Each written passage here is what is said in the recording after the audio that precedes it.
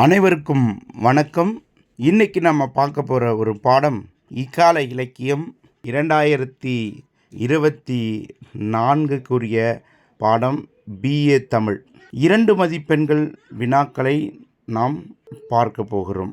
சிறுகதையின் தந்தை என அழைக்கப்படக்கூடியவர் யார்? சிறுகதையின் தந்தை வாவேசு ஐயர் ஆவார். சிறுகதையின் இலக்கணம் தருக. சிறுகதை என்பது அளவில் சிறியதாக இருக்க வேண்டும் என்பது முக்கிய பண்பாகும். ஒரே மூச்சில், அதாவது அரை மணி நேரத்தில் இருந்து 1 மணி நேரத்திற்குள் படித்து முடிக்கக்கூடியதாய் இருத்தல் வேண்டும். சிறுகதையின் தொடக்கமும் முடிவும் குதிரை பந்தயம் போன்று விறுவிறுப்பாகவும் சுவையாகவும் விரைவாகவும் அமைய வேண்டும். 3வது கேள்வி, மரபு கவிதை இலக்கணம் தருக. யாப்பிலக்கண விதிமுறைகளுக்கு கட்டுப்பட்டவை மரபு கவிதையாகும். எழுத்து, அசை, சீர், தலை, அடி, தொடை, அணி முதலானவை மரபு கவிதையில் முறைப்படி அமைந்திருக்க வேண்டும். கருத்துக்கு முதன்மை தந்து அதன் காரணமாக சிறிது இலக்கண விதியை மீறினாலும் அக்கவிதை மரபு கவிதை என்னும் பெயரை இழந்துவிடும். 4வது கேள்வி, புது கவிதை இலக்கணம் தருக. யாப்பிலக்கண விதிமுறைகளுக்கு கட்டுப்படாமல் கற்பனை உணர்விற்கு சுதந்திரமான எழுத்து வடிவம் கொடுக்கும் படைப்பு முயற்சியாக விளங்குவது புது கவிதை ஆகும். 5வது கேள்வி, பயண இலக்கியம் தருக. பயணம் தொடர்பான கதை, கட்டுரை, கவிதை, படம், திரைப்படம் ஆகியவற்றை பயண இலக்கியம் எனலாம். நாம் சென்று வந்த இடத்தை பிறர் சென்று வருவதற்கு லகுவாக மாற்ற இவ்வகையான இலக்கியங்கள் பயன்பெறுகின்றன. அப்துல் ரஹ்மான் சாகித்ய அகாதமி விருது பெற்ற கவிதை நூல் எது? ஆலவானை. வைரமுத்து இயற்றிய நூல்கள் யாவை? திருத்தி எழுதிய தீர்ப்புகள், தமிழுக்கும் நிறமுண்டு, கவிராஜன் கதை, கல்வெட்டுக்கள், கருவாட்சி காவியம், எனது பழைய பனை ஓலைகள், வைகறை மேகங்கள், இதுவரை நான், கொடிமரத்தின் வேர்கள், தண்ணீர் தேசம் ஆகியவற்றோடு மற்றும் பல. இன்குலாப் இயற்றிய நூல்கள் யாவை? இன்குலாப் கவிதைகள், வெள்ளை இருட்டு, சூரியனை சுமப்பவர்கள், அவ்வை நாடகம், குறிஞ்சிப்பாட்டு நாடகம் முதலான குறிப்பிடத்தக்க படைப்புகள் ஆகும். பாரதியாரின் முப்பெரும் படைப்புகள் கண்ணன் பாட்டு, குயில் பாட்டு, பாஞ்சாலி சபதம் ஆகியவை பாரதியாரின் முப்பெரும் படைப்புகள் ஆகும்.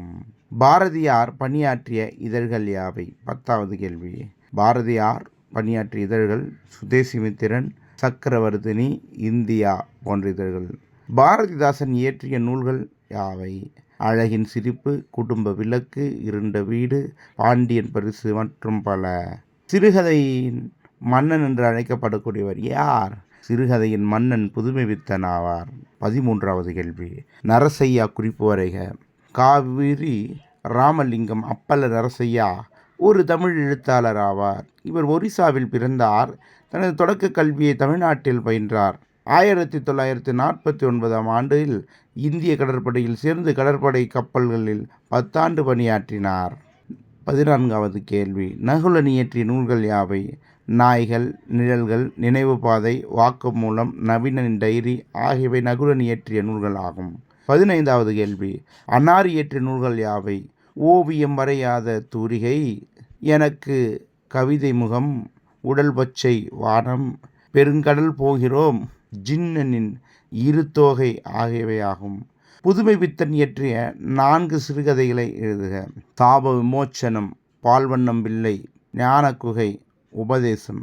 கூப்ப ராஜகோபாலன் இயற்றிய நூல்கள் யாவை? விடியுமா, கனகாம்பரம், 100 நிஷா, காணாமலே காதல் ஆகியவை ஆகும். அசோகமித்திரன் இயற்றிய நூல்கள் யாவை? 18வது கேள்வி, காத்திருத்தல், காட்சி, பறவை வேட்டை, காலமும் 5 குழந்தைகளும், புலிக்கலைஞன் இவைகளாகும். ஊமணியின் படைப்புகள் யாவை? பிறகு, வெக்கை, வரப்புகள், வாய்க்கால், அஞ்ஞாடி ஆகியவை ஆகும். 20வது கேள்வி, நாடகத்தின் தலைமை ஆசிரியர் யார்? சங்கரதாஸ் சுவாமிகள். 21வது கேள்வி, பெண் விடுதலை குறித்து ஒரு ஹைக்கூ கவிதை எழுதுக. விடியலில் தொலைந்து போன விண்மீன் கூட்டங்கள், பெண், இன்னும் பல உங்கள் விருப்பப்படி எழுதுங்கள். 22வது கேள்வி, தமிழ் நாடகத்தின் தந்தை என்று அழைக்கப்படக்கூடியவர் யார்? பம்மல் சம்பந்த முதலியார். நாடகத்தை பற்றி குறிக்கும் சங்ககால நூல்கள் குணநூல், கூத்தநூல், சயந்தம், முறுவல் ஆகியவை நாடகத்தை பற்றி குறிக்கும் சங்ககால நூல்களாகும். பல்லு நாடகம் என்றால் என்ன? பல்லு நாடகம் என்பது நஞ்சை நிலங்களையும் அந்நிலத்தில் உழவு தொழில் செய்பவர்களுடைய வாழ்வியலையும் குறிக்கக்கூடிய ஒரு நாடகம். பல்லு நூல்களில் சிறப்பு முக்குடர் பல்லு. ஓமை கவிஞர் என அழைக்கப்படுபவர் யார்? ஓமை கவிஞர் என அழைக்கப்படுபவர் சுரதா. புது கவிதைக்கு வித்திட்ட இதழ்கள் யாவை? மணிக்கொடி, எழுத்து, வானம்பாடி போன்ற இதழ்கள் ஆகும். மக்கள் பாவலர் என்று அழைக்கப்படும் கவிஞர் யார்? மக்கள் பாவலர் என்று அழைக்கப்படும் கவிஞர் இன்குல்லாப். பாணர் பாடினி வேறுபாடு தருக. பன்னிசை தொழிலால் இவர்கள் பாணர் எனப்பட்டனர். பாணரோடு சேர்ந்து அவர்கள் துணைவி மாறும் பண்பாடுவதனால் பாட்டிசைத்ததால் இவர்கள் பாடினி எனப்பட்டனர். ஔவையார் வேறுபாடு தருக. ஔவை என்பவர் சங்ககால புலவர் ஆவார். ஔவையார் என்பவர் ஆத்திச்சூடி. இவர்களுக்கு பல வித்தியாசங்களில் இதுவும் ஒன்றாக அமைகிறது. நன்றி.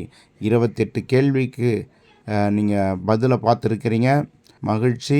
தேர்வுக்கு இந்த கேள்விகள் எல்லாம் வரும்பொழுது தெளிவாக எழுதி தேர்வில் வெற்றியடைய வாழ்த்துக்களை தெரிவித்துக் கொள்கிறேன் மாணவர்களே. நன்றி.